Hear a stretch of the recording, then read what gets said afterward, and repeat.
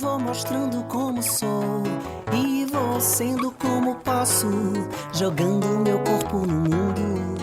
Olá, sejam todos bem-vindos ao nosso Café, Cor e Estilo. E se você está chegando aqui agora, é a primeira vez que você está assistindo nosso programa, deixa eu aproveitar para me apresentar. Eu sou Nambi Awake, de consultora de imagem e colorista pessoal, e estamos aqui com esse projeto, já estamos aí, mais de 50 programas. Aproveita para atualizar, que tem muita coisa boa que já aconteceu, que já passou por aí. A gente tem recebido convidados, olha, sensacionais.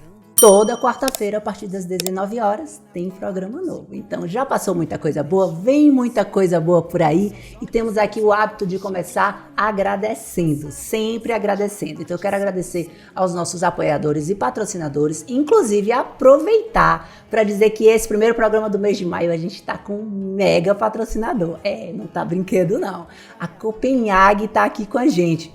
Imagina a moral do nosso programa, ter a Copenhague como patrocinador. É isso mesmo, a Copenhague é presente. Dia das Mães está aí, mês de maio. Você já aproveita e compra aquele kit Copenhague que você vai sair bem na fita. E você sabe, né? A mãe merece o melhor. Eu já estou cantando o meu lá em casa. Vamos falar do nosso entrevistado, que ele tem feito história, inclusive, na nossa cidade. Agora em maio, além da Semana das Mães, temos o Dia das Mães, Barreiras comemora seu aniversário. E pensando nisso, temos entrevistados para honrar essa cidade tão acolhedora, né, que tem feito, que recebe tão bem a todos. E o nosso entrevistado é uma geração que vem aí, uma nova geração. Ele até falou, não é tão novo assim, sim, pros feitos dele. Ele é bem novo, sim.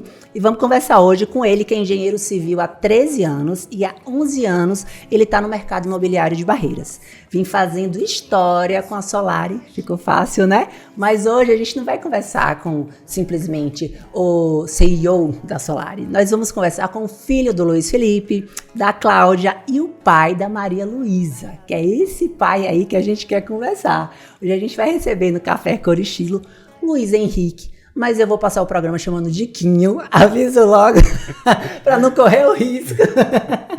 Quinho, que alegria ter você aqui, viu? De verdade, quando a gente fez o convite, você prontamente se dispôs. E é um orgulho nosso nesse momento. Então, eu sei que sua agenda, né? Muita coisa acontecendo, um trabalho um bocado, mas é bom, muito bom ter você aqui. Ô, Nami, obrigado demais. Estou feliz demais de estar aqui com vocês. Para contribuir um pouco, né? Contar um pouco da história, dos bastidores. Acho que vai ser muito legal. Essa parte do bastidor é o que a gente mais gosta de saber. Essa parte mesmo do perrengue, da vitória, é importante. Então vamos começar, que eu queria entender como é que entrou a engenharia civil na sua vida. Sempre foi um plano A ou aconteceu de repente? Não, então, na verdade, eu nunca gostei de engenharia civil, assim, né? Nunca gostei de matemática, de física, de nada disso, né? Eu sempre pensei em fazer arquitetura, na verdade. Minha mãe é arquiteta, meu pai é engenheiro civil, e eu fiquei pensando muito sobre isso na época e tudo, o que eu iria fazer, e para o que eu queria fazer de verdade, de transformação e tudo, eu vi que eu tinha que ser engenheiro. Mas nunca foi uma aptidão, assim, uma vontade louca de ser engenheiro, nunca tive isso. Eu tinha vontade de mudar um pouco as coisas, de botar minhas ideias em prática, né? Sim. Você é barreirense? Filho de Barreiras? Eu sou de Salvador, sou teropolitano, mas com 6 meses de idade eu vim morar em Barreiras. Barreirense. Barreirense, 6 meses já tá aqui. Eu me considero barreirense. Sim, com certeza. Quero conhecer o Quinho de infância, né? Da infância. Quinho tem irmão, não tem irmão, é filho único? Conte-me. Pronto. Eu tenho um irmão mais velho, o Felipe, né? A gente sempre viveu muito junto, né? A gente tinha de idade muito pequena, 1 ano e meio de diferença. Quase gêmeos. Quase gêmeos. Bem parecido. E eu passei minha infância toda em Barreiras. Eu sou filho de Barreiras, né? Me considero isso. Tenho muitos amigos de infância aqui. Eu sempre brinco, né? Que aqui em Barreiras, na infância, sempre foi muito boa. A gente conviveu com muitas culturas diferentes, tipo pessoal do Sul e tal. Então, sempre foi muito legal viver aqui a infância. A gente curtiu bastante, cidade muito tranquila, muito pacata, né? Muito gostosa. Você saiu para estudar ou você começou? Então, eu morei em Barreiras até os 14 anos. Com 14 anos eu saí para fazer ensino médio em Brasília. Eu fiz ensino médio junto com meu irmão, né? A gente foi morar em Brasília. E depois eu fiz faculdade em Salvador. E aí me formei e depois vim para Barreiras. Em algum momento pensou em ficar em Salvador? Porque às vezes acontece, né? A gente tá ali no interior, quando vai para a capital, é outra realidade. Sim, não, pensei bastante, né? Eu acabei trabalhando numa grande empresa e tudo, e aí acabei pensando em ficar em Salvador mesmo. Mas aí depois vendo algumas situações e oportunidades de voltar para Barreiras, né? Sempre foi muito próspera, né? Assim, a cidade, todo mundo tem um olhar para ela. Sim, de muita prosperidade, né? A gente sempre visualizou e fala isso, né? A gente está no lugar certo, na hora certa. O oeste da Bahia é um lugar incrível, eu acho ainda que tem muita coisa para acontecer, está só começando. Então, é só quem tem vontade de trabalhar e tudo, tem muita oportunidade, enfim. É um lugar muito legal para estar, né? Eu creio nisso. E as histórias que a gente vem tendo aqui, né?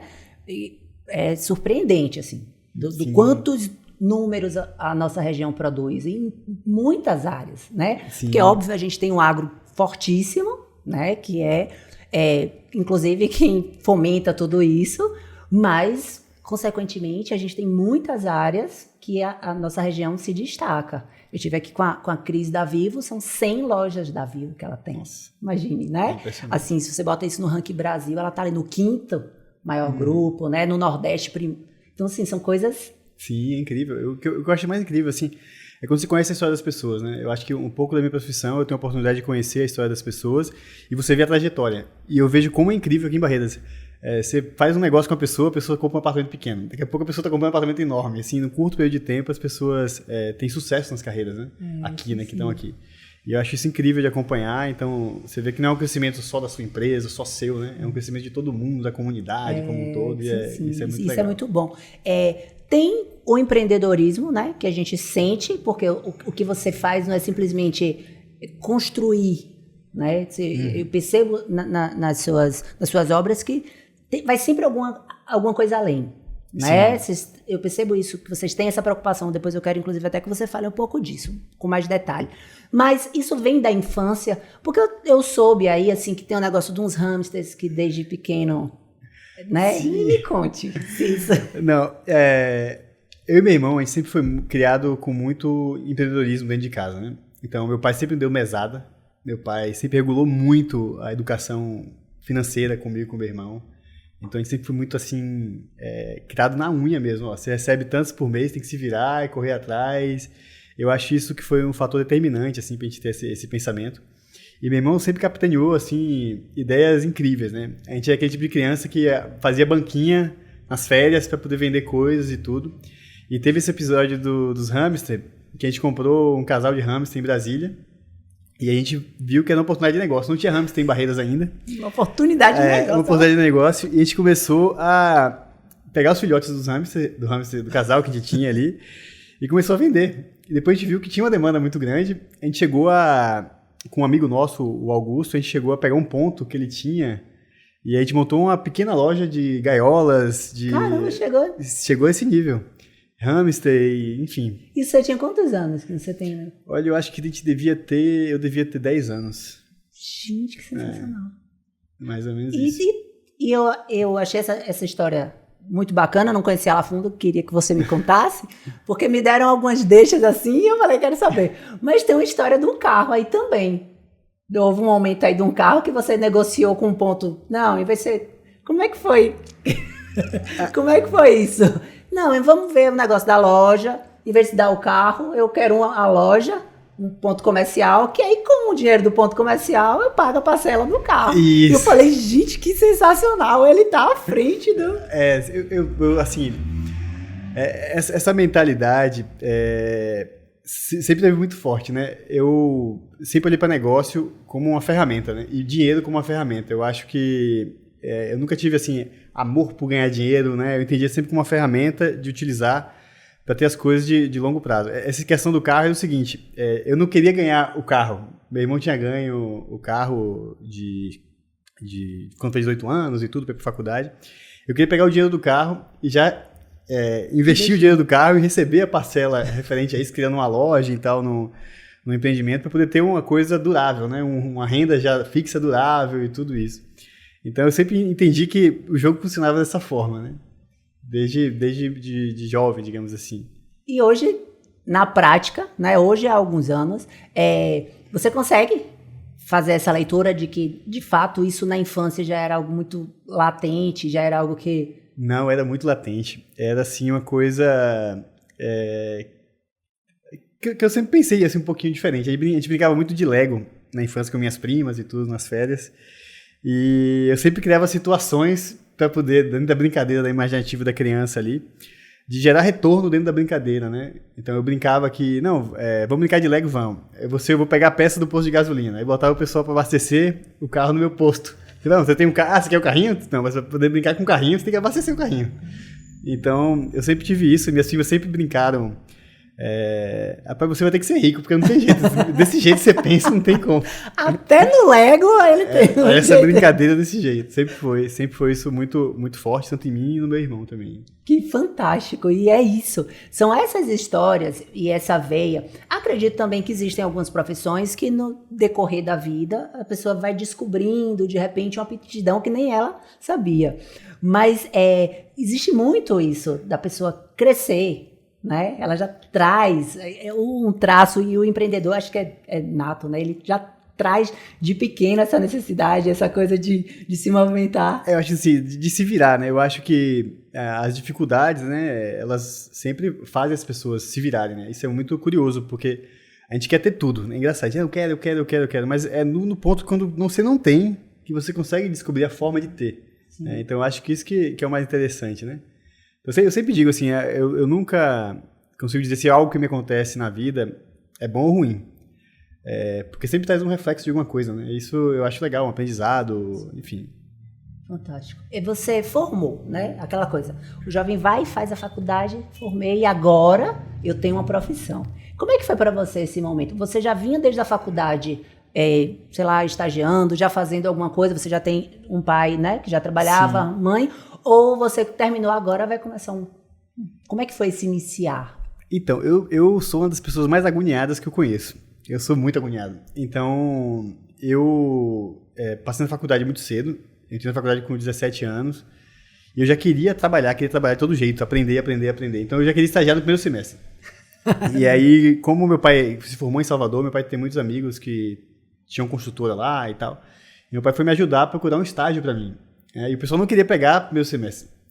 E aí eu queria de todo jeito já fazer as coisas e tal. E o pai me conseguiu um estágio no segundo semestre. Então eu comecei a estagiar muito cedo. Desde o segundo semestre eu trabalhei numa construtora de uma grande pessoa. A gente construía prédios, né? E eu estagiei numa obra de um prédio de 12 andares, em Patamares, em Salvador. E lá eu tive a primeira experiência em obra. Eu tenho histórias muito, muito ruins e muito boas sobre isso. Mas foi quando começou o aprendizado, comecei a ter noção do que é a profissão de engenharia civil. Eu sempre digo que a faculdade ela te dá uma formação que não é uma formação prática, né? Então você acaba vendo muita teoria na faculdade e tudo, mas quem acaba te formando são as outras pessoas que têm experiência, né? E as empresas que acabam formando as pessoas. Então eu aprendi muito nesse primeiro estágio, depois fui para um outro estágio que eu aprendi ainda mais. E isso foi um fator determinante, eu acho, no meu aprendizado, na minha carreira, enfim. Quando veio o primeiro empreendimento? Eu trabalhei nessa empresa, na São Pedro Construtora, né, Dr. José Avena, eu chamo de doutor, que eu já lembro da época. Aprendi muito com ele, com os engenheiros. E depois eu fui trabalhar na Cyrela, que foi quando a Cyrela saiu de São Paulo e foi abrir o meu escritório dela no Nordeste, quando eles tinham feito a IPO, tinham aberto capital na bolsa e tudo. E eu tive a primeira grande experiência, né, no entendimento do funcionamento de uma grande empresa de verdade, né. Eu fui responsável por um tempo de fazer os balanços para a Bolsa de Valores, dos empreendimentos e tudo, os balanços trimestrais. E comecei a entender o funcionamento da empresa, banco e tal, como é que funcionava o mecanismo. Eu tive a oportunidade de ser estagiário do coordenador Bahia, né? Então eu tive muito contato com os próprios donos, diretores e tudo. Isso me deu uma bagagem, assim, uma confiança enorme do trabalho. E a cabeça abre assim, né? Não, é um absurdo. Eram valores, né, que são coisas de louco, assim, né? Na época, só em Salvador, a gente cuidava da operação de mais de 1 bilhão em obras, né? Então era uma coisa muito grande e eu ganhei muita experiência, muito contato. Eu tenho uma gratidão enorme à Cyrela, às pessoas, aos meus chefes que trabalharam comigo. E eu fiquei sempre na na ideia, né, de seguir carreira. Eu gostava daquele clima empresarial ali, daquele clima de crescimento, de coisas grandes e tal, de grandes decisões. Eu achava aquilo ali fantástico. Não me passava muito na cabeça ainda voltar para Barreiras, né? E eu acabei, na verdade, sendo convencido depois a voltar para Barreiras, mas eu pensava realmente em seguir carreira nessa empresa, né? Eu fui convencido, na verdade, uma conversa que eu tive com meu avô, né, que ele comentou um pouco da história dele e falou da própria vida dele, né, de como ele se virou sozinho no empreendedorismo e como ele conseguiu fazer a carreira dele acontecer, né? Porque às vezes a gente fica um pouco preso nesse medo de se jogar no empreendedorismo, as pessoas não têm um pouco de medo. E ele me deu um exemplo de que era possível, que ele tinha feito e tudo. Eu já estava realmente muito cansado. Quem trabalha em empresa grande sabe o cansaço que é. E eu decidi voltar para Barreiras. E aí veio as primeiras ideias. Mas como eu digo, eu comecei fazendo uma casa. As pessoas às vezes não acreditam, mas é verdade, eu comecei fazendo uma casa. Eu adoro isso. É porque é isso, as pessoas veem o prédio e acham assim, sempre foi desse jeito, né? Não, de maneira nenhuma. Eu comecei, na verdade, eu me mudei para Luiz Eduardo primeiro. Não foi para Barreiras. Meu irmão me ligou, meu irmão já estava fazendo casa em Luiz Eduardo. Aí ele me ligou e falou, cara, tô fazendo casa aqui, tô ganhando dinheiro e tal, vem pra cá. Aí ele me convenceu, eu falei, tá.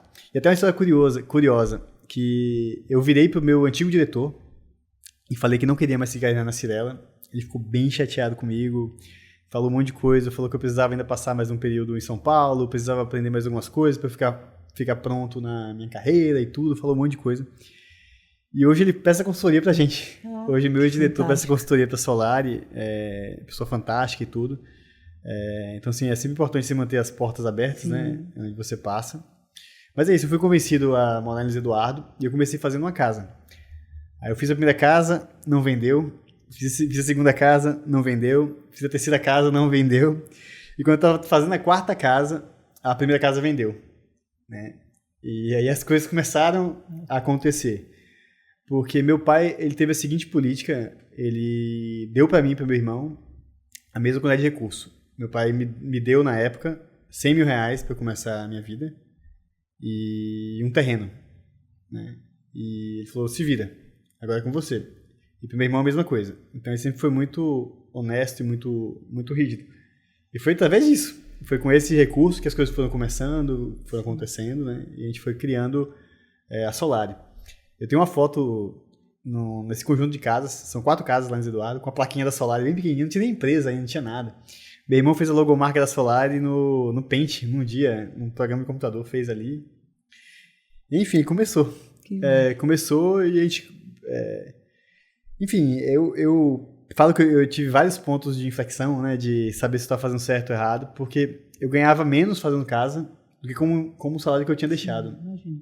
E a estabilidade, né? Que você tem numa empresa dessa aí, você tá arriscando o tempo inteiro, né? Sim, é uma coisa muito, muito diferente, né? E eu vi que eu tinha que fazer alguma coisa. Quando eu terminei a primeira casa, terminei a segunda, né? Que começou a vender. Eu falei, caramba, eu tenho que fazer alguma coisa para poder aumentar o volume e sair dessa mesmice de só fazer uma casa, porque você acaba consumindo dinheiro, né, no seu padrão de vida ali. Aí foi quando eu comecei a vir para Barreiras nos finais de semana. Eu já gostava de vir, porque como meus amigos todos são daqui e tudo, grande parte deles, aí eu decidi comprar um terreno aqui. Eu comprei um terreno no Bandeirante e fiz 2 casas, quando era tudo mato. Quando era tudo mato no Bandeirante. Enfim, aí eu vi que o mercado de Barreiras, por incrível que pareça, naquela época era melhor que o mercado de Luiz Eduardo, no sentido de mais liquidez, tinha uma velocidade de venda maior que o mercado de Luiz Eduardo. E aí eu falei, cara, o lugar é aqui. Vou ficar em Barreiras, já gostava mais de ficar em Barreiras do que em Luiz Eduardo na época. Vou ficar em Barreiras. Decidi ficar e fui ficando. Porque às vezes as pessoas têm falsas impressões, e quando ela não tem números suficientes, né, de achar que não, ali é melhor, e às vezes o segmento também, né? Tem segmentos que tá super, e aí você acha que não, o lugar é aquele. Se você não faz uma análise real, vai naquela, não, o lugar é aquele, porque tem isso, tem aquilo, e você vai vai embora. Ele vai sentir depois, às vezes é pesado demais. Eu acho assim, você tem que estar resolvendo um problema, né? Acho que Barreiras tem problema pra caramba, assim, sempre teve pra poder os empreendedores estarem resolvendo, né? Luiz Eduardo, como é uma cidade muito vitrine do Oeste, né? Todo mundo olha pra Luiz Eduardo, enxerga muitas oportunidades, né? Não à toa Luiz Eduardo cresce muito e tudo, mas é o mercado mais competitivo, do meu ponto de vista, pelo menos naquele começo era, do que o mercado de Barreiras. E eu conheci o Luiz Eduardo também num período de seca, né? As pessoas esquecem, mas de vez em quando, né? Raramente acontece uma seca. E as coisas ficam bem mais difíceis. Sim. E quando eu decidi empreender em Barreiras e tudo, foi logo quando veio a Caixa para Barreiras, pendências da Caixa, e eu fui realmente aprender como é que funcionava, as questões de financiamento, como eu já tinha trabalhado com isso. Foi um pouco mais fácil, talvez, para eu poder entender, mas eu percebi que eu precisava de um financiamento, precisava de um crédito de alguma forma, para poder estar iniciando os trabalhos, né? E aí tem uma pessoa que eu sempre menciono, que é o Nelson, da Caixa Econômica, foi um grande apoiador que eu tive quando eu apresentei o primeiro empreendimento, que foi o Alameda Espanha, um empreendimento pequeno hoje para os padrões da gente, são 2 torres de 4 andares. E eu nunca esqueço porque eu falei para ele, Nelson, estou com essa ideia de fazer esse empreendimento e tal, mas eu quero dividir em 2 etapas.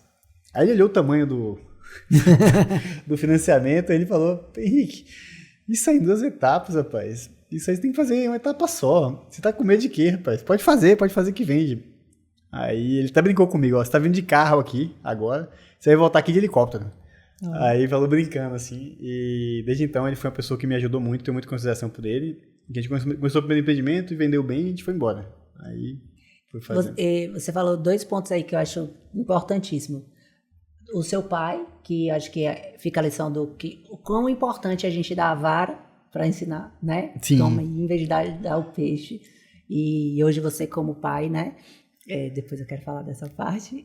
A gente entende isso, né? Porque às vezes temos dificuldade de entender, pô, meu pai poderia fazer isso, eu poderia, né? Facilitar algumas coisas, e aí num futuro a gente agradece. Como é importante a gente dar a vara e ensinar, ó, agora vai lá e pesca. O instrumento você já tem, né?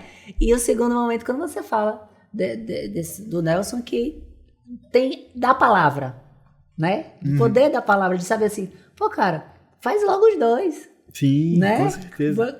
Esse apoio, esse start, assim, vai lá, pô, se o cara tá falando, é porque faz sentido. E aí, como aquilo impulsiona algo teoricamente simples para quem disse, mas que faz toda a diferença na trajetória. Não, faz toda a diferença. Eu tenho uma gratidão, assim, eu nasci num lar, digamos assim, do meu pai e minha mãe, que eles são um equilíbrio do outro, assim, é muito interessante. Meu pai é muito pé no chão, né, e tal, e detalhista com as coisas, e minha mãe é uma pessoa super otimista, né, então isso ajuda demais. Mas esse ponto que me doía um pouco, assim, eu como filho, né, eu achava assim, não, meu pai vai não, você vai aqui cuidar dos negócios da família e tal e tal. Meu pai nunca fez esse convite pra mim. Meu pai sempre falou, olha, você a partir de agora vai ter que se virar, fazer suas coisas. Então eu via meus amigos já pensando em sucessão, esse tipo de coisa, né? Meu pai nunca deu brecha pra sucessão. Então eu acho que isso na época me doía, né? Porque a gente quer sempre o caminho mais fácil. E hoje eu vejo que foi uma grande lição. Eu agradeço muito essa dureza do meu pai nesses ensinamentos. Dureza no sentido positivo da coisa. E minha mãe no entusiasmo. Minha mãe é entusiasmada, animada e tal. Aproveito para dizer um negócio aqui. Eu sou apaixonada pela sua mãe. Ela é uma coisa assim. Fiz a coloração dela. Gente, não existe. Eu sou encantada com ela. É aquele astral. Aquela pessoa que a gente tem vontade de abraçar. Né? Eu tenho uma amiga que é prima e tal, daí ela chama de, porque tia Cláudia fica, aí eu posso chamar ela de tia Cláudia também, que dá vontade de ser sobrinha, assim, e inclusive a relação do seu pai e da sua mãe, né, assim, a gente vê os 2 juntos, é um negócio bonito. É muito legal, os 2 juntos é um sarrafo alto. É verdade, e ela é arquiteta, né? Sim. Ela participa dos seus projetos, participou de praticamente todos os projetos. Minha mãe sempre ajudou muito, né? Hoje, depois de um tempo, a gente contratou arquitetas locais de fora também para outros projetos, mas ela sempre ajudou demais e sempre deu o tom da crítica, né? Minha mãe, ela tem uma capacidade de fazer fachadas que é algo assim impressionante. Eu impressiono todas as vezes, ela é muito boa nisso, e sempre ajudou em todos os projetos, né? Sempre teve o toque dela em tudo que a gente fez até agora. E tem algo que você sente em trabalhar em família em algum momento? É muito difícil, vou ser bem sincero, é muito difícil. Porque muitas vezes você abre mão de algumas coisas, né? Eu quando decidi fazer a Solar e sair do José Eduardo, eu acabei ficando um pouco mais distante dos meus pais. Como eu fiquei aqui, eu percebi que meus pais estavam distantes do José Eduardo, e eu mesmo fiz o convite, né? Falei muito com meu pai para eles voltarem para Barreiras, para estarem mais próximo das coisas que eu vi que fazia bem para eles. Mas eu acho que assim, o filho precisa ter um grau de maturidade para estar lidando com isso, sabe? Com os pais junto ali dentro dos negócios e tudo, exige um pouco de maturidade. Até porque, na grande maioria dos casos, eu acho que o movimento é o contrário, né? Os pais trazem os filhos, né? E você viveu o contrário dessa história, né? O filho que, em dado momento, trouxe os pais. Então, de repente, eu acho que você viveu coisas que, na maioria dos filhos, não vivem. Eu sempre fui um cara muito cabeça dura. E sempre muito difícil, assim. Meu pai sempre falou, lidar com você, quando você bota coisa na cabeça, não tem como. Então, assim, acho que você passa um período que você quer provar que você é bom, aquela coisa toda, aquela ânsia toda. Depois que passa isso, que você ganha maturidade e tal, você vê a importância, né, de estar próximo da família, né, dos parentes, dos amigos. Sim. E tudo. Eu acho que foi isso um pouco que aconteceu. Eu vi a necessidade deles de estarem participando. Meu pai se sente super bem quando vai em obra. Minha mãe adora ficar na criação ali. Então, eu vi que era muito positivo, muito bacana. Sim, imagina que sorte de vocês, né, da família, poder viver isso. E a gente vai aproveitar que a gente está falando de família. Me conta como é o Quinho pai, né? Como é que chegou isso? Porque imagino que deve trabalhar muito, né? Tenho em casa também um marido que trabalha um bocado, e eu imagino com tantas obras, tantas coisas, e de repente vem a paternidade. Me conte como é viver isso. Não, viver a paternidade é a coisa mais incrível, tem um jargão, né, mas é a coisa mais incrível que existe, assim. Eu sou muito terra, né? Eu sou uma pessoa que dificilmente se emociona e tal, eu sou muito prático. E eu até demorei um pouco de cair a ficha, sabe, da paternidade. Eu acho até que por eu ter lidado de uma maneira um pouco mais leve, digamos assim, mas hoje em dia é a coisa mais importante que eu tenho na minha vida. Mudou muito, foi a única pessoa capaz de fazer eu parar de trabalhar, foi a minha filha. Eu criei rotina para poder ver ela, estar com ela, e é um divisor de águas assim, muito grande. Eu acho que a maturidade só vem com a paternidade, com o fato de você ter uma pessoa para cuidar. Eu acho que você acha que a vida são flores, que você tem que ser feliz e tal, tem muito esse discurso hoje em dia. Eu acho que não é sobre isso, é sobre você honrar seus compromissos, né? Eu acho que você encontra o caminho da felicidade muito nisso, você honrar seus compromissos, ter paz e tudo. Eu acho que minha filha foi muito disso. É aquele compromisso diário, aquela coisa gostosa, apesar de dar trabalho e tudo, mas eu me sinto muito feliz, né, tendo esse compromisso e tudo. É um equilíbrio muito grande na minha vida, né, que trouxe. E eu acho que vem um senso de responsabilidade diferente, né, quando você tem o filho, porque, eu sou responsável porque eu fiz um contrato aqui, porque eu preciso responder a tal coisa que eu me comprometi. Então, as nossas responsabilidades são, e dar uma assistência ao meu pai e à minha mãe, porque eu não posso deixar. Mas quando você tem um filho, aí é um momento de, não, eu tenho responsabilidade sobre aquele ser, aquela pessoa ali. Não, é completamente diferente, né? Assim, você achava que problema pra você era um problema na obra, um problema financeiro, de repente, que tá numa situação difícil, todo mundo passa por situações complicadas, né? Ainda mais quem é empreendedor. Achar que problema é isso. Depois você descobre que problema, muitas vezes, é você não tá perto da sua filha. Problemas é, muitas vezes, você não ter aquela convivência que você gostaria, você não ter aquela proximidade, né? Ou sua filha tá com algum tipo de problema, de saúde e tudo. Então, você vê que você abre sua cabeça com relação ao que de fato são problemas, né? Que de fato vale a pena você estar estressado, enfim. Eu acho muito sobre isso. Mas minha filha me mudou demais. Ela, como eu disse, eu trabalhei muito tempo, de 7 da manhã a 10 da noite, durante muitos dias. E ela foi capaz de me trazer um equilíbrio. Eu saí 5 horas da tarde do escritório. Eles têm esse poder e não tem nem ideia, né? Até então, porque ela tem quantos anos? 2. 2 anos, né? Então, assim, eu não tenho a menor ideia do que ela fez nessa vida, né? Do que os filhos fazem. E eles já tomam conta mesmo. Você falou esse negócio da gente mudar a ideia do que é problema de verdade. Eu brinco assim, eu aguento qualquer coisa, só não mexo na saúde dos meus filhos. Eu oro a Deus sempre, Senhor, eu estou administrando. É uma coisa que agora, quando disse, tá com a garganta doendo. Aí eu já digo, oh, meu Deus do céu, agora aí ficou... É desse jeito. E a minha pequenininha lá, ela é desconfiadinha, e aí, então se você não tratar ela do jeitinho que ela quer, ela maltrata. Ela é... Já se vê fazendo coisas que você achou que não faria? Assim, no dia que eu for pai, filho meu, que eu adoro essa parte. Demais, Ave Maria, brincar com ela de batom e de coisinha, Ave Maria, isso aí já é demais. Eu adoro esses momentos. Eu tinha amigas que diziam, mas quando for meu filho, não faça assim, não faça assado. Aí quando chega a criança... Faz tudo. Faz tudo que ela quer, e anda de bicicleta. E agora me conte, seus pais e avós. Como é essa relação? Sua mãe já é puro amor. Super, super babões, assim, acompanham bastante, estão tentando sempre estar muito próximos. Minha mãe faz tudo, Ave Maria, por ela, né? Então, é uma relação muito boa. A gente, quando tá em casa ali junto, é muito gostoso de ver. Bota música, aí todo mundo dança. Vem mesmo pra movimentar. É bom demais. Pegando o gancho de problemas ainda, mas vamos voltar pro problema de obra, né? Ixi, Maria. Moramos no interior, né? Onde todo mundo conhece todo mundo, né? Você sabe quem construiu aquilo, quem é dono daquilo, quem faz aquilo. Então, as pessoas... O relacionamento é diferente de interior. Facilita em muita coisa, né? Porque a gente consegue fazer várias coisas que se fosse numa capital onde você é só mais um, dá muito mais trabalho. E o que é que você acha de construir? Você teve experiência de capital. Construir no interior, o que é que você acha que é mais fácil, mais difícil? Olha, eu acho assim, na convivência dos dias, esse fato de você do que você fazer ser quase público, né? É muito mais difícil. Você carrega um peso, muitas vezes, né? Porque você não tem anonimato. Todo mundo sabe que aquela obra é da Solar, aquela obra é do Henrique, que o Henrique está ali. Então isso acaba carregando um peso, né, muitas vezes, de problemas que acontecem e tudo. As pessoas às vezes carregam com uma coisa, uma dinâmica que não seria para carregar.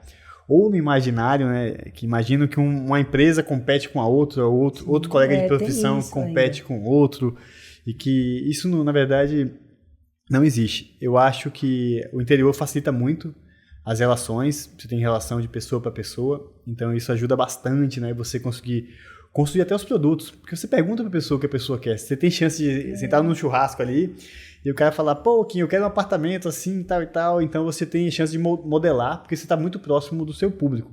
E isso é muito gostoso. Você faz para a pessoa, você entende como a pessoa pensa, isso é muito legal, eu sou uma pessoa que gosta muito de estar conversando, então isso facilita bastante.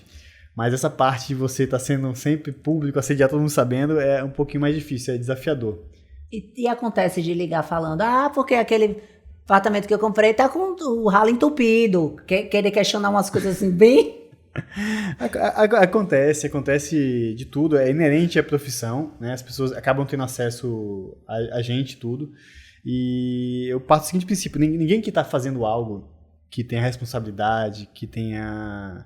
honestidade de estar construindo alguma coisa, tem a intenção de que algo dê errado, né? E eu falo sempre, criança reclama, adulto resolve. Então, eu não perco um minuto reclamando e esperneando, né? Deu problema, tá bom, desculpa, corrige, acabou. Então, nossa posição sempre é essa. E eu também não deixo, que a gente também tem que tomar um cuidado muito grande, que o interior tem isso, né? As coisas que minam a sua energia, minam o seu ímpeto do que você está fazendo.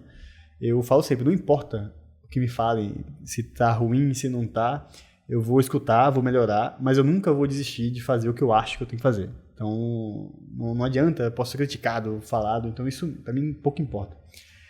A crítica e o elogio muitas vezes têm o mesmo peso, que é nenhum, né? Então, você tem que estar seguindo ali o que você entende que é certo, que é errado, dentro das dificuldades, seguir em frente. Eu falo sempre, o melhor prédio é sempre próximo, o melhor ano é sempre próximo, então vamos em frente. E teve algum específico que você pensou, vai, não vai, vou, não... Tiveram vários momentos assim. Ou tipo assim, esse é o último. Não, então... esse aqui, né? Não, eu vou fazer, mas eu vou fazer outra coisa. Esse aqui não... eu assim... Tiveram vários momentos que eu achei que não iria conseguir terminar. Cara, será que eu vou conseguir fazer isso? Não... Por conta das situações diversas que você encontra. A pandemia foi algo dificílimo de passar, foi o momento mais difícil da minha carreira, digamos assim, como CEO da Solar, porque se você pensar, a gente tinha 3 canteiros, né, de obras, Hoje a gente chegou a estar com 9 canteiros ao mesmo tempo, simultaneamente de obra, então virou uma coisa muito difícil. A pandemia fez o preço dos insumos dobrar, fez ficarem escassos, e a gente sempre teve a missão de entregar todas as obras no prazo. Então, para mim foi um desafio gigantesco, né? Eu que cuido hoje muito da parte operacional, de caixa e tudo, fluxo de caixa e tudo. Então, foi muito difícil. Eu nunca imaginei que não iria conseguir, né? Mas eu sempre imaginei que o caminho talvez fosse um pouco mais fácil do que foi, e foi realmente muito difícil. Mas, como eu digo, é um dia depois do outro, cada dia com o seu problema, você vai resolvendo. Mais problemas a gente tem demais. Quem olha os prédios aí, às vezes eu recebo o pessoal e fala, pô, Henrique, parabéns e tal e tal. Mas é muita dedicação. O maior ativo que a gente tem é o tempo. Então, foi muito tempo gasto, foi muito tempo pensando e fazendo aquilo tudo ali que está feito. E foi extremamente cansativo, foi prazeroso. Eu falo sempre que construção civil não tem muita glória, né? Você tem ali 5 minutos de glória quando você vai entregar o prédio, e às vezes você recebe crítica. Naqueles 5 minutos você está ali num evento de entrega, você recebe um elogio, uma coisa, e a maior parte do tempo você está recebendo muitas críticas, né? E lidando com muitos problemas ao longo, então você tem que ter uma resiliência incrível. Eu acho que quem quer mexer com construção civil, quem quer mexer com obra, a palavra principal é resiliência. Você tem que aguentar, sustentar e ir até o final, porque não é fácil. E mão de obra? Porque isso é algo que a gente escuta em tudo, né? Da pessoa que precisa de uma funcionária em casa a qualquer tipo de empresa, para qualquer coisa. Na mídia social, a vendedor da... Você, imagine, 9 ao mesmo tempo. Como é isso? É muito difícil. Mas assim, eu acho que a gente conseguiu um feito legal na Solari, que é o seguinte, as pessoas gostam de trabalhar na Solari. Eu recebo muito currículo. O pessoal, eu acho que essa é a mensagem que a gente passa. Da transformação de Barreiras e tudo. A gente é uma cidade que as pessoas têm muito orgulho de Barreiras, isso é muito legal. E Barreiras é uma cidade que era muito ruim de infraestrutura, e ela melhorou bastante, né? É inegável isso. E as pessoas têm muito orgulho de trabalhar na Solari. E isso eu acho que é uma coisa que a gente conquistou, que a gente acaba recebendo muita gente, muito currículo. Isso ajudou bastante. E eu percebi que quando trazia engenheiros de fora, muitos não tinham orgulho de estar construindo aqui alguma coisa, alguma carreira. A pessoa queria fazer a obra e ir embora. Ninguém queria ficar em Barreiras. Então a gente criou uma política muito forte de formar estagiários e pessoas jovens dentro da Solari. A gente tem uma mescla de pessoas experientes com pessoas jovens para poder tentar fomentar essa equipe de linhas médias, né? De linhas de gerência e tudo. Mas o desafio da mão de obra mesmo, aquela mão de obra que bota a mão na massa, que é o grande desafio, hoje é o grande gargalo que a gente tem. A gente chegou ao pico de ter mais de 1.000 colaboradores ao mesmo tempo. Juntando as pessoas de carteira assinada, funcionários diretos, com contratos. Então, é um volume muito grande e é um desafio enorme você manter a densidade, que eu falo sempre. Eu digo que a gente vende, lógico, o produto que está ali, o imóvel e tudo, mas a gente vende, acima de tudo, compromisso, honestidade, credibilidade, né? Então, se for para a gente perder a densidade, eu prefiro não lançar mais imóvel, não prefiro não fazer mais prédio. Eu faço isso para a equipe direto. A gente tem que manter aquela qualidade, manter o nível de entrega. E isso é um grande desafio. A gente tem ainda um grande percentual de funcionários de fora. Tem uma equipe grande de Salvador que trabalha com a gente, equipe grande de Vitória da Conquista que trabalha com a gente, para a gente poder conseguir manter os prazos. Então a gente tem que buscar fora, porque em Barreiras do Zé Eduardo não existe. É muito difícil mão de obra. Eu imagino, e um volume desse. Como é que você vê o mercado imobiliário hoje? Olha, eu sou um otimista por natureza, porque eu acho que o mundo é feito dos otimistas, né? Eu sou pé no chão e tudo, mas eu acho que sempre que a gente está só começando, eu acho que a gente fez muitos imóveis e tudo em Barreiras, mas eu ainda enxergo que tem muita oportunidade dentro do mercado. Barreiras está entrando num grau de amadurecimento agora, então a gente teve algumas entregas e tudo, mas o mercado ainda continua pujante. Os imóveis, eles têm liquidez. A gente recentemente entregou novos empreendimentos e você vê a liquidez, você vê venda recorrente, você vê muita gente que investiu com a gente ganhando muito dinheiro. Eu fico muito feliz com isso. Então o mercado continua pujante, porque ele continua recebendo pessoas de fora, ele continua vendo pessoas migrando de um imóvel para o outro. Então eu enxergo o mercado ainda com um grande mercado ainda a ser explorado, o mercado de Barreiras do Zé Eduardo. Porque às vezes a gente que está fora olha e vê, né, o canteiro, tantas obras, fala, meu Deus, tem tanto assim, né? Tem tanta gente assim para e ter a sensação de que será que a cidade ela tá de fato crescendo Não, tanto dessa forma. Eu ia falar isso, o pessoal falava direto pra mim, Henrique, esse tanto de prédio, pra que tanto prédio? Tem gente pra morar nesses prédios, tá e tal, o povo sempre falou isso pra mim. Eu falei, rapaz, tem muita gente pra morar nos prédios. A gente nunca terminou uma obra aqui em Barreiras com menos de 90% vendida. Fantástico. Nunca terminamos, então essa é a sede que a gente tem de vontade de estar transformando, né, a cidade. A gente vê que tem mercado e a gente sempre traz nessa arquitetura coisas diferentes, né, como a questão das lojas no térreo e tudo. Que eu sou apaixonado por urbanismo, então eu sempre quis trazer isso para Barreiras através dos projetos, que eu vejo que a gente tem uma responsabilidade muito grande, o empreendedor, de trazer inovação nesse sentido, para justamente pensar no estilo de vida, que a gente é capaz de moldar o estilo de vida das pessoas através do mercado imobiliário. É isso que a gente buscou quando a gente lançou a hashtag do Renato Gonçalves 2030, né, que é a projeção do bairro até 2030, que a gente quer um bairro que as pessoas façam as coisas a pé e tudo. Então, a gente pensa muito no contexto geral, né, não só num apartamento em si, né, a gente quer vender um estilo de vida. Né, então, as pessoas quando compram um apartamento na Solari, estão comprando um ideal do estilo de vida, que é muito vinculado ao bairro e tudo, e esse pensamento que a gente tem sobre urbanismo. E a gente sente isso, né? A gente entra ali na rua, na avenida que seja, e a gente percebe como a atmosfera mesmo, né? Como aquele empreendimento traz o diferente. Né? E quando a gente caminha ali pelo Renato Gonçalves, a gente percebe as mudanças, como o bairro se comporta. Vai se moldando. Eu sou um apaixonado. Eu tive a oportunidade, muito cedo, né, de viajar para fora e tudo, para a Europa, para os Estados Unidos. Eu até fiz alguns intercâmbios curtos no Canadá, nos Estados Unidos. E eu queria trazer aquilo que tinha lá. Eu falei, cara, o jeito de viver é isso aqui. Eu sou um cara muito da rua, da calçada, sou um barrense típico, né? Então, eu achei o seguinte, pô, se a gente trouxer a moradia do lado do serviço, as pessoas gostam de fazer as coisas em calçada aqui em Barreiras, a gente vai ter uma atmosfera completamente diferente. Né? Então a gente trouxe isso muito forte, que até tem um princípio que chama Vancouverismo, né? Que é a cidade de Vancouver, no Canadá, que a gente quis trazer justamente isso. Todas as fachadas nossas, a gente tem vontade que elas sejam ativas, ou com a entrada do prédio, ou com lojas. Né? Então isso traz para o bairro e tudo uma vivacidade maior, uma segurança maior, enfim, tudo isso. Me diz o que é que está sendo finalizado e o que é que vem que por aí, como é que está aí hoje a Solari, como é que está de projetos? Vamos lá, a Solari hoje, a gente entregou o Vancouver, né, 64 unidades, a gente está entregando agora o City House, 166 unidades, e está entregando o Hemisphere, 36 unidades. E a gente está com as obras do Sky, New York e o Riviera, né? Então hoje a gente está com mais de 150 unidades em construção novas, né? A gente entregou recentemente mais de 200 unidades, né? A gente tem um volume razoável dentro do mercado. A gente vai ter novos lançamentos agora. A gente vai ter o City House do Eduardo, que a gente já anunciou isso várias vezes, mas assim, o tempo muito corrido. E eu, como tenho essa preocupação muito com a densidade da empresa, eu prefiro dar um passo pro lado, muitas vezes, do que dar um passo para frente. Mas a gente vai lançar esse ano City House de Eduardo, e aqui em Bahia a gente lança o Chicago, que é outro empreendimento residencial na Vila Regina, e o Legacy, que é outro empreendimento comercial na Vila Regina também. Então a gente ainda tem esses 3 empreendimentos para lançar esse ano. Caramba, é coisa...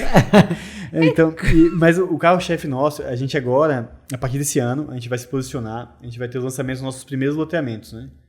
A gente vai estar lançando um condomínio fechado de lotes, já está aprovado na prefeitura, junto ao Parque das Águas ali. E a gente tem outros projetos de loteamentos também que estão em processo de aprovação na prefeitura. Então a gente vai focar mesmo agora nessa parte de urbanismo mesmo. Então a gente vai ter um urbanismo diferente desses projetos novos e tudo. Vai ser uma coisa bem, bem interessante, que vai ser esse braço novo da Solari. Esse projeto novo na parte de lotes e condomínios. Fantástico, ou seja, não para, tá sempre pensando. E esses projetos você faz, a longo prazo, assim, ou à medida que vai, como é esse planejamento, assim? Então, a gente vai se profissionalizando, né? Toda caminhada é aprendizado, né? Eu aprendi muito e hoje errei muito, errei em vários aspectos e tudo. E hoje eu gosto de pensar mais a longo prazo. Então essa parte dessa linha de loteamentos e condomínios é uma visão que a gente tem nos próximos 5 anos. Hoje a gente faz um planejamento da Solari, procura fazer de 3 em 3 anos. Então, nos próximos 3 anos, a gente está com a montagem do que a gente vai fazer nos 3 anos. Lógico que surgem novos negócios, a vida é muito dinâmica e tudo, mas a gente faz sempre planejamento mais longe, a distância, para poder enxergar o que a gente pode alcançar. Mas a gente entende que se a gente fizer hoje o processo completo, né, a gente criar o bairro, fazer as zonas de atendimento de área comercial e tudo, que é outra linha que a gente vai ter mais forte, que é a parte dos pontos comerciais, e depois vir com incorporação, a gente consegue ter uma dinâmica ainda melhor do que a gente está produzindo hoje. Né? Fantástico. É analisar de fato todo o processo, né? Não é o empreendimento isolado, é tudo. Isso, e assim, tem muitas oportunidades, né? A gente não conseguiu. Barreiras tem um déficit, né? As pessoas procuram muito lote em condomínio, as pessoas não têm, né? A gente faz apartamento, sabe? Que muitas vezes a pessoa ela quer apartamento e tudo, mas tem as pessoas que querem morar em casa, não tem jeito, não abre mão. De jeito nenhum. Então, justamente, a gente está procurando produzir para essa fatia do mercado. Né? Sim, atender, né? Já uma vez que existe. Sim. Até porque a gente associa muito o prédio à capital. E o interior, a primeira coisa que você pensa, você mora no interior, você mora em casa, que delícia, né? Aí que você diz assim, não, mas se eu fosse morar no interior, eu queria ir pra casa, né?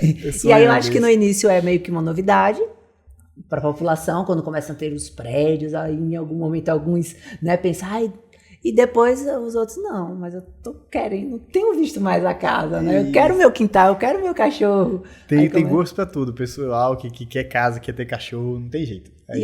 E a gente vê, que hoje eu moro em prédio, né, e muitas pessoas, assim como eu, nunca morei, meu primeiro moradia em prédio é onde eu moro hoje, sempre foi em casa.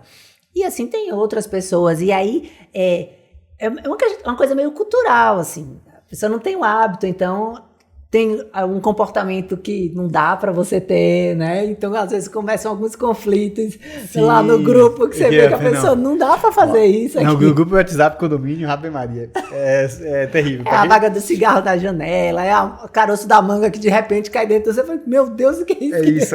E a construtora que fez o prédio carrega uma culpa eterna, né? Dentro dos grupos de condomínio, que sempre foi o defeito do projeto que fez. É uma coisa... Mas aqui é engraçado, porque as pessoas estão se habituando ainda a morar em condomínio, em prédio, né? A pessoa tá se acostumando. Então, tem N situações ainda que o pessoal tá aprendendo e tudo, né? Então, faz parte. Você faz parte, inclusive, desse movimento, né? De trazer essa nova moradia para uma parte da população.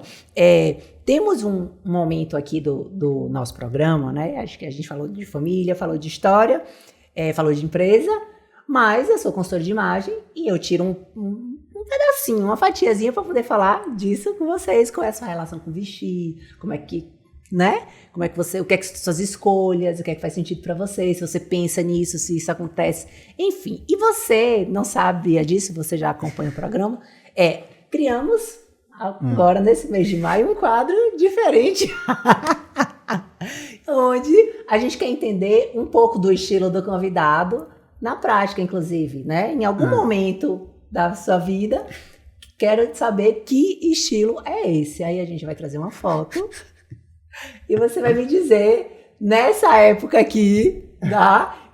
Já com a blusa por cima, eu queria mostrar a foto toda, a galera tá vendo lá na tela. A pegada aí. A pegada, mas me conte como é, que estilo é esse? Era fashion, já era todo de gargantilhazinha, camisa, eu achei bem estiloso, inclusive. Você é um estilo praiano, né, e tal, uma coisa, pegada mais, né, havaiana. Mas isso aí, eu sempre fui invocado. Você se preocupou com vestir? Como é que isso? Eu não ligava pra isso. Até um dia que eu recebi uma crítica, até a gente brinca, só o bullying salva, né? É uma coisa até que hoje não tá na moda, mas assim, a crítica muitas vezes, quando você enxerga, tira alguma coisa que tem ali. Eu recebi uma crítica sobre questão de estar arrumado, principalmente para o trabalho. Então eu acho o seguinte, que você tem que, na minha opinião, se vestir para o trabalho. A pessoa pode usar um uniforme para o trabalho, ou pode usar o estilo como eu uso, que é uma camisa de botão, né, para o trabalho, porque você vai estar se vestindo para representar alguma coisa que está ali na sua roupa, né? Então hoje eu acho muito importante a maneira que você se veste, que você se veste, que você se porta, a imagem que você tem. Você tem que ter uma boa imagem. As pessoas compram a pessoa muito antes de comprar a empresa. Então é uma coisa que hoje eu me preocupo bastante. Fantástico. E isso que alguém chegou para você e falou em algum momento é algo que a gente conversa muito, né? Eu uso muitas redes sociais para falar isso. Hoje, inclusive, um dos serviços que eu tenho é palestras em empresas para poder falar a importância do vestir no ambiente da empresa mesmo. Porque ainda existe uma cultura do funcionário, principalmente, de se estar bem vestido eu estou fazendo um favor.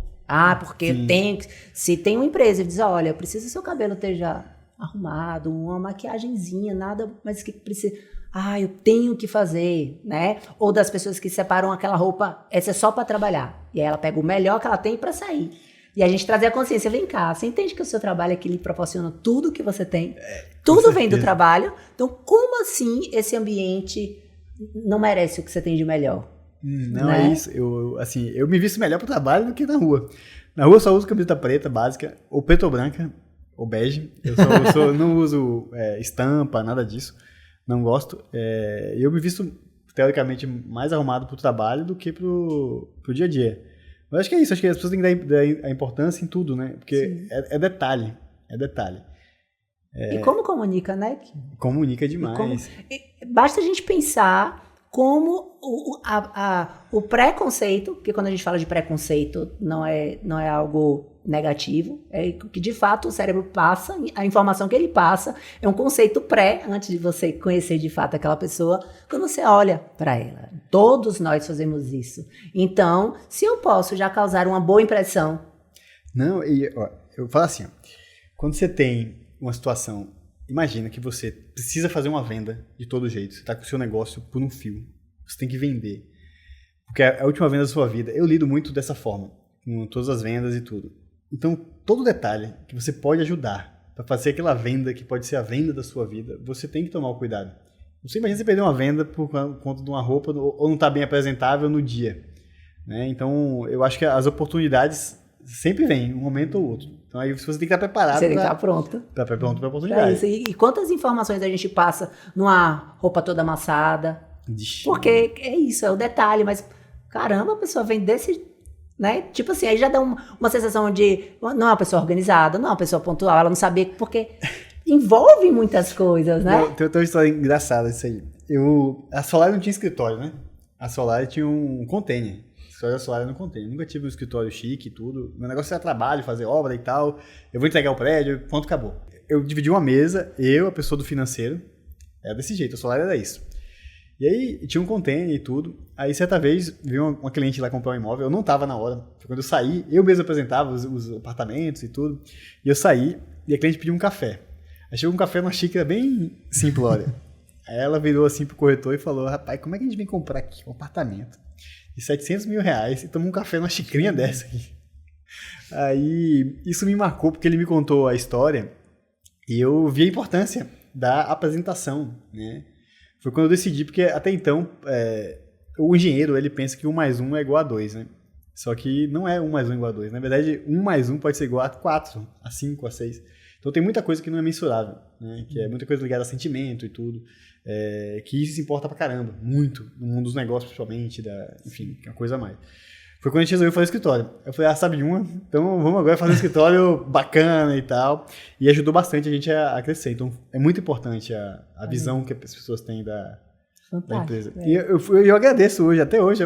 Se a gente nunca tivesse reclamado da xícara, quem sabe até hoje a Solar também não contém. Para cada obra um container, tá tudo bem. Resolvido. Mas é exatamente isso, gente. Se você precisa atender de acordo com o que você oferece. É simples assim. Não é que tem problema servir o café naquela xícara, mas desde o que você ofereça, corresponda àquela xícara, né? Então, se eu sou até um corretor de um imóvel de um determinado preço, eu preciso me apresentar para aquela pessoa. Não faz sentido eu receber o meu cliente super arrumado numa mega produção, que ele vai querer olhar uma casa, né, com valor baixo, ele vai se sentir, inclusive, encabulado com aquilo, né? E até fazer algumas perguntas de repente, né? Constrangido em falar de algum determinado, uma negociação, que tipo, vou querer negociar isso com essa pessoa. Mas se você está oferecendo algo grande, você precisa estar pronto para aquilo, né? E isso, e assim, em barreiras engraçadas, você nunca sabe o que o cliente vai comprar, assim, pela roupa que ele veste. O pessoal que é extremamente humilde, assim, no sentido de não ligar, apesar do patrimônio e do dinheiro que tem muitas vezes, o pessoal se veste muito simploriamente o cliente, né? A gente não, a gente tem que estar na beca para arrumar. E é muito engraçado, a gente recebe clientes super simples e fazem grandes compras. Então, eu digo sempre, quem mexe com vendas nunca deve menosprezar absolutamente ninguém. Com certeza. Porque as oportunidades sempre estão aí. Fantástico, isso mesmo. E eu quero agradecer, porque assunto e muitas outras coisas. Eu te poupei de algumas informações privilegiadas, viu? Eu guardei aqui na caixinha para botar. Quem sabe, aí nos bastidores a gente solta alguma coisa. Mas agradecer muito, de verdade, você compartilhar generosamente, assim, todos, inclusive, algumas dificuldades, né? Porque as pessoas, às vezes, têm dificuldade de dizer assim, não, eu passei por isso, essa parte é difícil. No entanto, você generosamente falou desde a sua vida pessoal, a sua vida profissional, aos seus projetos, a tudo que você tem vivido. Acho, sim, quando a gente pensou, porque somos em uma equipe e fazemos esse projeto em equipe, a gente pensou em convidadas para esse mês, né, especial para Barreiras, porque eu acho um dia só para a cidade é muito pouco. Vamos pensar num mês e cada semana ter alguém. Você de fato tem feito um trabalho, né? Você com o Solar e com o grupo, porque eu também entendo que é toda uma equipe, tem feito um trabalho que está fazendo diferença na nossa cidade, tem contribuído, né, para o crescimento de toda a cidade, e eu quero, em nome, inclusive, de algumas pessoas, da população, de um modo geral, agradecer por isso. Então, que Deus honre a sua vida e que você possa fazer cada vez mais e mais. É bonito de ver, a gente vê, tá construindo ali, tá crescendo ali, e isso é bacana. Acho que todo mundo ganha com isso. Então, só gratidão mesmo por você estar aqui. Ave Maria, obrigado demais, obrigado pelas palavras, pelo convite, né? Não foi fácil, não é fácil, é muito difícil, o desafio é bem grande. E eu fico muito feliz, de verdade, assim, de verdade mesmo, de estar contribuindo com as pessoas e tudo, no dia a dia. Já tiveram N momentos que eu ficava sem dormir, preocupado, e eu ia e via de manhã cedo a quantidade de pessoas que estavam saindo com o uniforme da gente, né, indo trabalhar e tudo. Isso foi uma coisa que sempre me motivou, né, de verdade, assim, a continuar e tal, porque o pessoal que olha de fora, então, brincando, acho que é sempre que é uma trajetória retilínea, uniforme, né, uma linha reta, e não é. Altos e baixos. E para mim foi um prazer estar aqui contigo, falando um pouco da minha vida e tudo.